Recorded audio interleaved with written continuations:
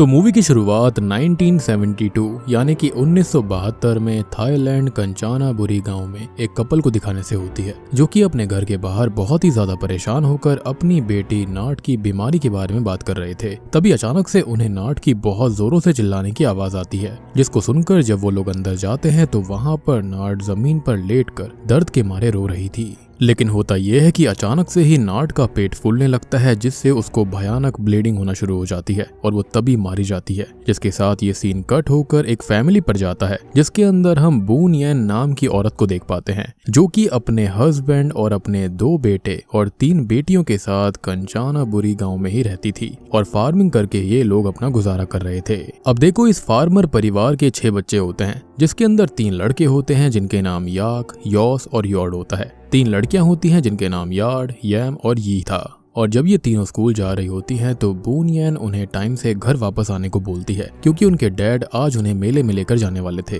जिसको सुनकर ये तीनों बहुत ही ज्यादा खुश हो जाती हैं और वहां से स्कूल जाने लगती हैं। अब स्कूल के रास्ते पर हम यी को देख पाते हैं, जो कि अब बस एक बैम्बू ट्री को घूरे जा रही थी, जिस पर यार्ड और यम उससे क्वेश्चन करने लगती हैं, तो यी इसका कोई भी जवाब नहीं देती और वहां से स्कूल भाग जाती है। फिर लंच टाइम में हम देख पाते हैं कि जब यार्ड और यम यी की क्लास में गए थे, तब यी ने अपने डेस्क पर कुछ स्केच को लाकर रखा हुआ था, जो कि किसी नाड नाम की लड़की ने बनाए थे, जो कि किसी डरावनी औरत के थे जो कि स्माइल कर रही थी। और इसका मतलब साफ था कि स्टार्टिंग में जो लड़की यानी कि नाट दिखाई गई थी वो भी इसी स्कूल में पढ़ा करती थी। पर अभी ये दोनों इस बात पर इतना ध्यान नहीं देती और छुट्टी के टाइम पर वो वापस से साथ में घर जाने लगते हैं, जहाँ पर रास्ते में अब उन तीनों को ही उसी पेड़ के पास एक बूढ़ी औरत दिखाई पड़ती है, जो कि उन्हें बहुत ही अजीब तरह से क्रीपी वे में स्माइल करती हुई दिखाई देती है, जिसको देखकर ये तीनों ही डरकर भागने लगते हैं। तभी उनके सामने उनका भाई यॉर्ड आ जाता है, जो कि खुद भी उन्हें डराने के लिए वहां पर खड़ा हुआ था। पर जब वो अपनी बहनों की ऐसी हालत देखता है तो वो उनको सेफली घर लेकर जाता है। अब रात में हम मेले में पूरे परिवार को देख पाते हैं, जो कि मेले में जाकर बहुत ही ज्यादा एंजॉय कर रहे थे। और वहां पर उन लोगों की बातों से हम जान पाते हैं कि उन लोगों का बड़ा भाई यानी कि जिसका नाम याक है, वो अभी भी काम करने के लिए बाहर गया हुआ था और अब साथ साथ में टाइम बिताते हुए वो उसको बहुत ही ज्यादा मिस कर रहे थे। तभी मैंने यहाँ पर अभी खाली 5 बच्चों के बारे में ही आपको बताया। इनका छठा बेटा, सबसे बड़ा बेटा जो था वो बाहर था। खैर, तभी हम यी को देख पाते हैं, जो कि अचानक से झूले के नीचे उसी डरावनी औरत को नोटिस करती है, जो कि अभी भी उसको देखकर स्माइल कर रही थी। जिसको देखकर यी बहुत ही ज्यादा डर जाती है और सबको उस औरत के बारे में बताने लगती है, जिस पर कोई भी उस पर यकीन नहीं कर रहा होता।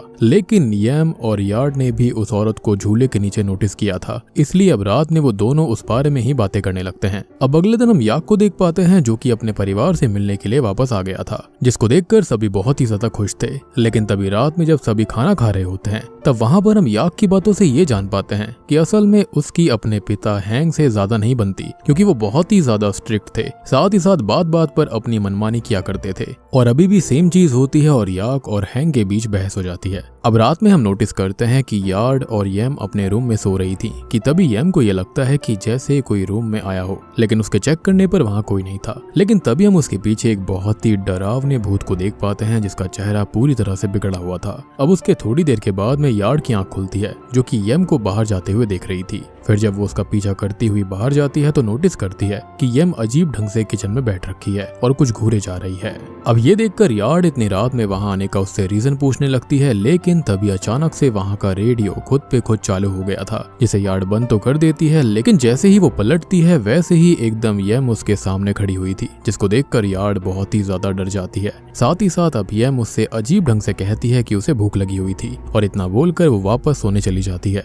लेकिन जैसे ही यार्ड आकर उससे बात करना चाहती थी, तभी हम कुछ अजीब सी आवाजों को रूम के अंदर सुन पाते हैं, जिसको सुनकर यार्ड बेहोश हो जाती है। अगली सुबह हम मुन नाम के एक आदमी को देख पाते हैं, जो कि हैंग के फील्ड में ही काम किया करता था और अभी के टाइम पर वो डर कर आता है और अपना हिसाब क्लियर करने के लिए कहता है, क्योंकि उसने फील्ड में कुछ ऐसा देख लिया था जिसके बारे में वो किसी को बताना नहीं चाहता। लेकिन वो वहां से जाने से पहले बस हैंग से खुद का और अपने परिवार का ध्यान रखने के लिए बोलता है। अब आगे जब यार्ड यम से बात करने जाती है, तब यम आज उससे बहुत ही अजीब तरह से बर्ताव करती है। साथ ही साथ उसने बून येन से भी यार्ड की झूठी शिकायत कर दी थी, यानी कि अपनी माँ से, जिससे यार्ड को डांट पड़ जाती है। लेकिन उसको समझ में नहीं आता कि यम को अचानक से हुआ क्या है। साथ ही साथ यी को भी यम का वो बर्ताव बहुत ही ज्यादा डरा रहा था। तब वो वापस से उसी औरत की स्माइल को जमीन पर ड्रॉ करती है और डर कर वहां से भाग जाती है। जिसके थोड़ी देर के बाद में हम देख पाते हैं कि बून येन और हैंग किसी काम से बाहर जा रहे थे। तब वो याक से सबका ध्यान रखने के लिए बोलते हैं और निकल जाते हैं। अब क्योंकि फिलहाल के टाइम पर सबको ये लग रहा था कि यम की बस तबीयत खराब है, इसलिए यॉस एक डॉक्टर को बुलाता है। लेकिन उसके हिसाब से भी यम बिल्कुल सही थी, फिजिकली उसे कोई भी प्रॉब्लम नहीं होती,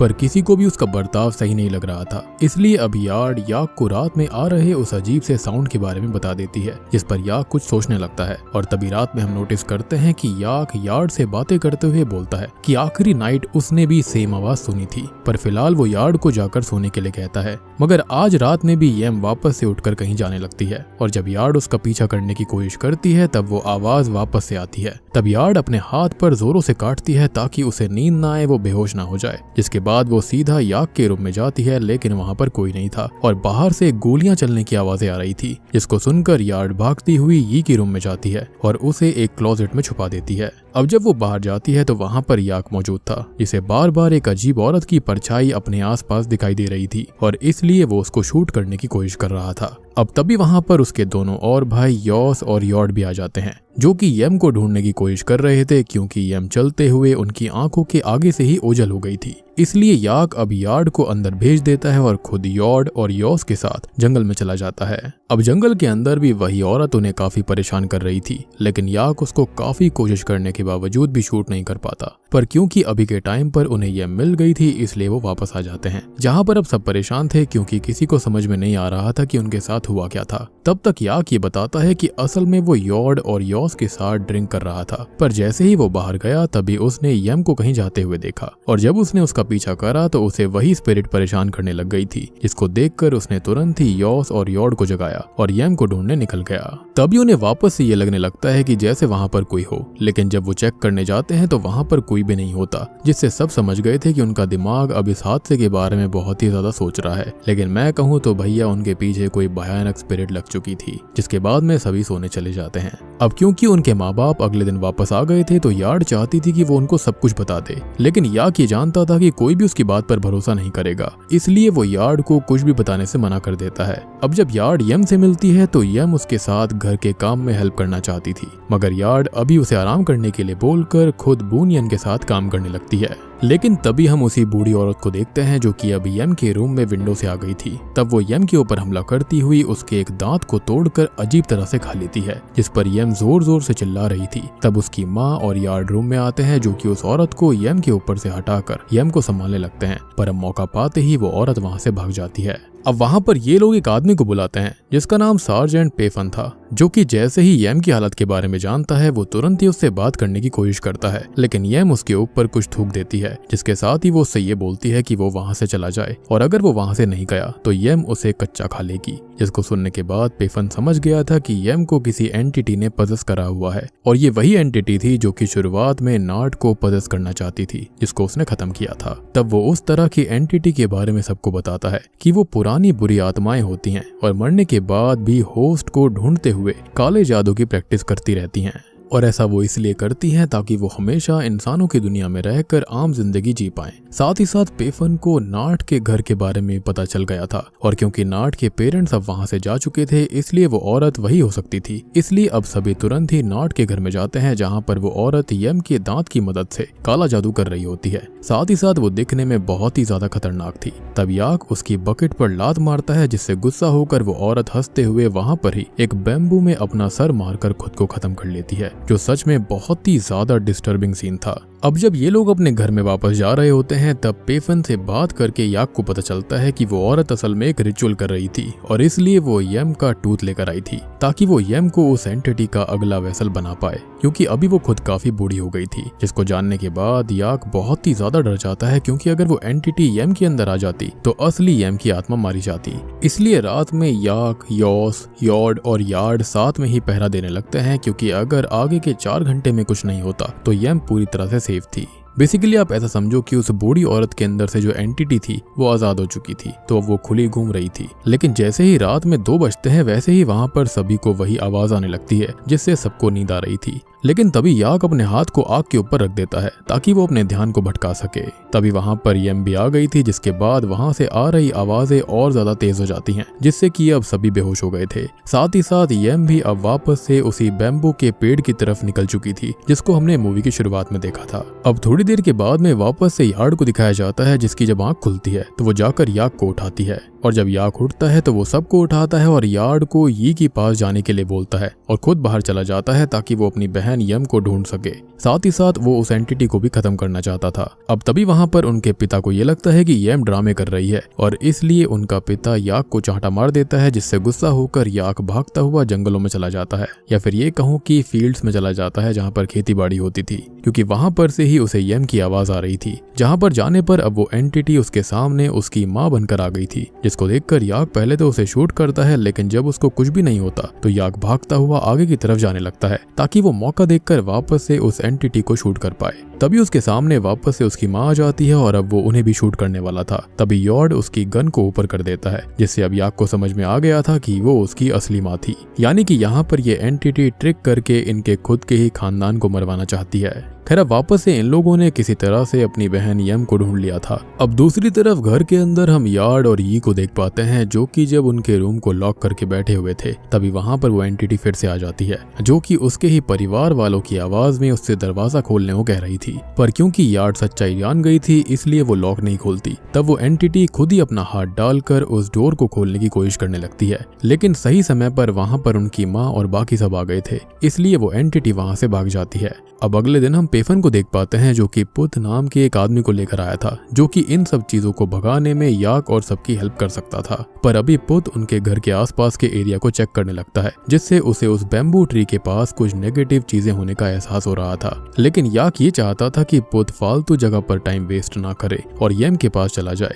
इसलिए पुत यम के घर के बाहर एक होली सिंबल बनाता है और बाद में वो यम के पास जाकर उस एंटिटी को उसकी बॉडी से निकलने के लिए बोलने लगता है। साथ ही साथ वो कुछ मंत्र भी पढ़ रहा था, जिसको सुनकर उस एंटिटी को दर्द होने लगता है, इसलिए वो यम होने का नाटक करती हुई रोकर बुनियन से यानी कि अपनी माँ से मदद मांगती है। अब देखो माँ तो माँ होती है ना, तो बुनियन अपनी बच्ची यम की ऐसी हालत नहीं देख सकती थी और इसलिए वो पुत को उससे दूर करके खुद उसको गले लगा लेती है, जिसको देखकर सभी शॉक्ड थे। अब बुनियन यहाँ पर किसी के भी समझाने पर उनकी बात नहीं सुन रही थी, इसलिए पुत सबको वापस से उसी बैम्बू ट्री के पास लेकर चला जाता है। साथ ही साथ वो सबको बताता है कि सब कुछ इसी पेड़ से चालू हुआ था, इसलिए उन्हें उस पेड़ को काटना पड़ेगा। और ये सुनकर याक कुछ ही देर में यॉस और यॉर्ड के साथ मिलकर उस पेड़ को काट डालता है, जहाँ से उन्हें बहुत ही गंदी बदबू आ रही थी। फिर जब वो आगे जाकर देखते हैं तो वहाँ पर इंसानों का मीट और साथ ही साथ बहुत सारे सड़े हुए ऑर्गन्स पड़े हुए थे, जिनको देखने के बाद सभी बहुत ही ज्यादा डर जाते हैं। अब क्योंकि यहाँ पर यम को भी समझ में आ गया था कि बाहर पुत सबको उस बैम्बू ट्री के पास लेकर गया है, तो वो तुरंत ही चिल्लाते हुए बाहर आ जाती है और सब पर हमला करने की कोशिश करने लगती है। अब बाकी सब उसको पकड़ते हैं और पुत उसको किसी तरह से कंट्रोल करता है, जिसके बाद याक वहाँ पर मौजूद फ्लैश में आग लगा देता है। साथ ही साथ पुत वहाँ पर उन्हें तुरंत ही सबसे बढ़िया हॉस्पिटल चलने के लिए कहता है, क्योंकि अभी के टाइम पर उसने किसी तरह से उस स्पिरिट को वीक कर दिया था। और सबसे बड़ी बात ये थी कि जैसे ही वो स्पिरिट यम के शरीर से बाहर निकलेगी तो तुरंत ही उसे डॉक्टर की जरूरत पड़ने वाली है। अब इसलिए सभी पुत को ही अपने साथ लेकर हॉस्पिटल की तरफ शहर में जाने लगते हैं,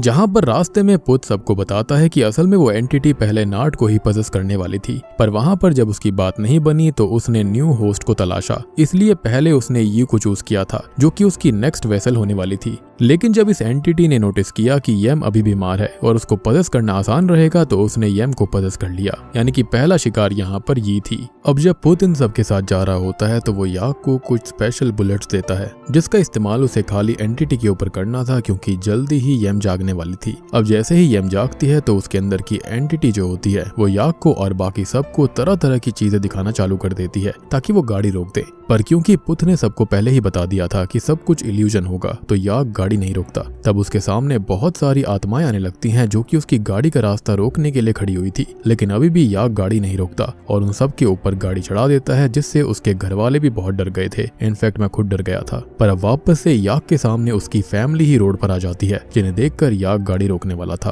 पर पुत वापस से सब संभाल लेता है, जिससे याक अभी भी कार चला रहा था। मगर पुत का ध्यान याक को बचाने की वजह से येम से हट गया था और इसी बात का फायदा उठाते हुए येम पुत के हाथ को काट लेती है, जिससे कार का बैलेंस बिगड़ जाता है और कार एक पेड़ से जा टकराती है। अब इन सब से होता यह है कि मौके पर ही पुत की मौत हो जाती है, जिसके थोड़ी देर के बाद में जब याक की आंख खुलती है तब तक येम उठ चुकी थी। साथ ही साथ अब उसने याक की बुलेट को भी ले लिया था, जिसको देखने के बाद याक उसको रोकने की कोशिश करने लगता है, लेकिन येम पेफन को शूट करके मार डालती है। और अब वो अपनी माँ को भी मारने ही वाली थी, लेकिन याक उसकी गन को पकड़ता है और येम को स्टैब कर देता है, जिससे कि वो बहुत ही ज्यादा जोरों से चिल्ला रही थी। साथ ही साथ अब उसकी बॉडी से एक काला कलर का अजीब सा सब्सटेंस बाहर आया था, जिसको देखने के बाद याक किसी तरह से उस एंटिटी को येम की बॉडी से निकाल लेता है, जो कि दिखने में बहुत ही ज्यादा खतरनाक थी। और जैसा कि पुत ने याक को कुछ स्पेशल बुलेट्स दी थी, याक उस बुलेट की मदद से अब उस एंटिटी को शूट करके खत्म कर देता है, जिसके बाद सभी हॉस्पिटल पहुंचते हैं, जहां पर होश में आने के बाद अब येम को कुछ भी याद नहीं था कि शुरुआत से लेकर अब तक हुआ क्या। अब उसकी बहन यार्ड उसको आराम करने के लिए बोलती है और अब खुद बाहर याक के पास चली जाती है, जहां पर उन दोनों की बातों से हम ये जान पाते हैं कि याक असल में पुत और पेफन का बहुत ही ज्यादा शुक्रगुजार है कि उन्होंने अपनी जान देकर भी येम की जान को बचा लिया। अब ये सारी बातें करने के बाद जब यार्ड वापस से येम के पास जाती है तो येम बातें करते हुए ही अपने दांत को उसी तरह से उखाड़ लेती है जैसे कि नाट ने उसके दांत को उखाड़ा था, जिसको देखकर यार्ड समझ गई थी कि अभी भी येम पॉजेस्ड हालत में है और जंगल में जो कुछ भी हुआ वो सब एंटिटी का ही दिखाया हुआ था, ताकि वो सबके साथ खेल खेल सके। तभी हम देखते हैं कि येम का पेट भी उसी तरह से फूलने लगता है जैसे कभी नाट का फूला था, जिसको देखकर सभी अंदर आ जाते हैं और बहुत ही ज्यादा डर जाते हैं, पर फिर भी येम को नहीं बचा पाते और उसकी वहीं मौत हो जाती है। अब वहीं से हमें कुछ दिनों के बाद का सीन दिखाया जाता है, जहां पर याक बहुत ही ज्यादा गुस्से में उसी बैम्बू ट्री के सामने खड़ा हुआ था और तब वो गुस्से में उस बैम्बू ट्री में आग लगाते हुए बोलता है कि कहानी अभी खत्म नहीं हुई है और वो उस एंटिटी को खत्म करके रहेगा, ताकि किसी और के साथ कभी भी ऐसा ना हो। और बूम, इसी के साथ में ये मूवी यहीं पर खत्म हो जाती है। तो दोस्तों ये थी एक थाईलैंड मूवी डेथ विस्परर की कहानी। अब देखो मेरे हिसाब से ना यहाँ पर कहानी तो बहुत अच्छी है, लेकिन जो नाम है ना वो बहुत ही इरिटेटिंग है। ट्रस्ट में मुझे वॉइस ओवर करते हुए इतना अजीब लग रहा था ना कि मैं क्या बताऊं। So I can understand your pain as well कि आपको भी सुनने में काफी वियर्ड लगा होगा, लेकिन देखो कहानी बढ़िया है और सबसे बड़ी बात कि असली कहानी पे आधारित है तो बढ़िया तो होनी ही थी, बस नाम का थोड़ा सा इशू था। बाकी मेरे हिसाब से मूवी के अंदर हुआ क्या, तो देखो एक एंटिटी थी जिसने किसी के शरीर को पजस किया हुआ था, जो कि वो बुढ़िया थी। अब वो बूढ़ी औरत जो थी ना वो यहाँ पर पहले स्टार्टिंग में नाट के ऊपर मैजिक कर रही थी, लेकिन जब वो पकड़ी गई तो उसने नाट को खत्म कर दिया। उसके बाद उसने चूज किया यहाँ पर यी को, लेकिन जब उसने नोटिस किया कि येम की तबीयत खराब है तो वो आसान होगा पजस करने में, तो वो उसको पजस करना शुरू करने वाली थी। लेकिन जब वो बूढ़ी औरत यानी कि उसके अंदर की एंटिटी पकड़ी गई तो उसने फिर से खुद को खत्म कर लिया ताकि वो इंसानी शरीर से आजाद हो जाए। आजाद होने के बाद वो फिर से येम को पजस करने लगी थी और एंड में उसने ऐसा करने की कोशिश करी, लेकिन अब उसकी आइडेंटिटी खुल गई थी तो उसने यहाँ पर येम को भी खत्म कर दिया। बेसिकली एक बार जिस पर वो नजर टिका लेती है ना उसको छोड़ती नहीं है। और चिंता मत कीजिए, डेथ विस्परर 2 भी आने वाली है, तो शायद से हमको वहां पर पता चलेगा कि ये बूढ़ी औरत कौन थी और इसके अंदर ये एंटिटी कब से रिसाइड कर रही थी। साथ ही साथ अब याक क्या करने वाला है ये तो हम जानते हैं। वो बहुत ही ज्यादा गुस्सा होकर बैठा है इस एंटिटी से और उसको खत्म करने के लिए अब वो किसी भी हद तक जा सकता था। तो उम्मीद करता हूँ कि आपको काना चान बुरी की कहानी पसंद आई होगी। पसंद आई है तो रियल स्टोरी के नाम पर लाइक कर देना। चैनल के ऊपर नए हैं तो सब्सक्राइब कर लीजिए। तो मैं आप सबको मिलता हूँ अगली वीडियो के साथ में, तब तक के लिए